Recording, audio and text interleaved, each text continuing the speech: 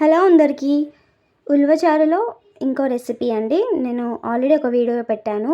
ఉలవలు ఉడికించుకోవడము. అందులో హాఫే వాడుకున్నాను.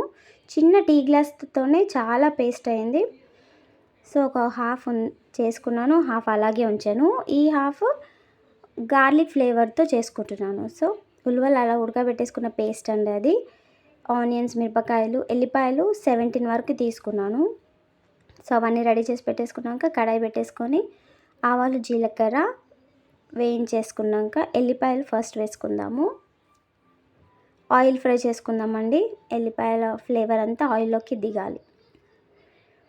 So next మిరపకాయలు మీ టేస్ట్కి తగ్గట్టు ఎన్నైనా వేసుకోండి. నెక్స్ట్ కరివేపాకు. సో చిటపట అంటుంది కదా, అందుకే నేను క్యాప్ పెట్టేసుకున్నాను.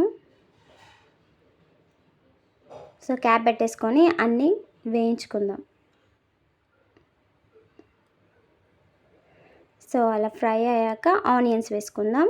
ఆనియన్స్ వేసుకుని సాల్ట్ వేసుకున్నాను. మీకు కావాలంటే ఇంకా చిన్న చిన్నగా కూడా కట్ చేసుకోవచ్చు.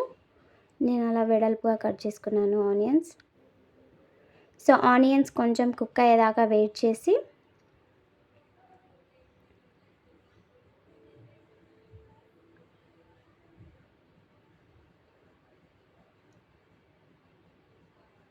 చింతపండు గుజ్జుని ఫస్ట్ వేసుకుందాం.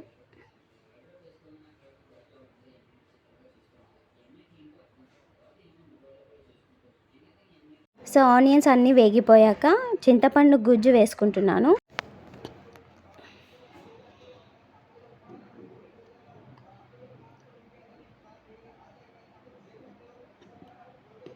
నెక్స్ట్ కారం, పసుపు, ఉప్పు వేసుకొని మంచిగా కలిపేసుకొని ఆయిల్ తేలేంత వరకు ఫ్రై చేసుకుందాం.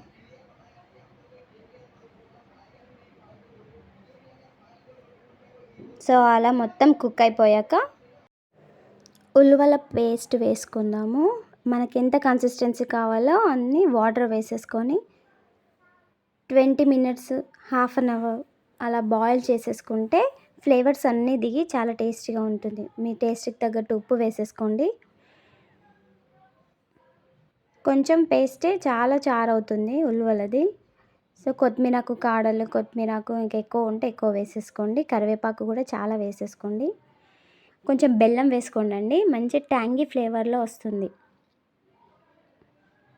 చాలా టేస్టీగా ఉంటుంది. ఒక 20 minutes అలా బాయిల్ చేసేసుకోండి. ఫ్లేవర్స్ అన్నీ దిగి యమ్మీగా ఉంటుంది చారు. లైక్ చేయండి, షేర్ చేయండి, సబ్స్క్రైబ్ చేసుకోండి మై ఛానల్ని. Thanks for watching.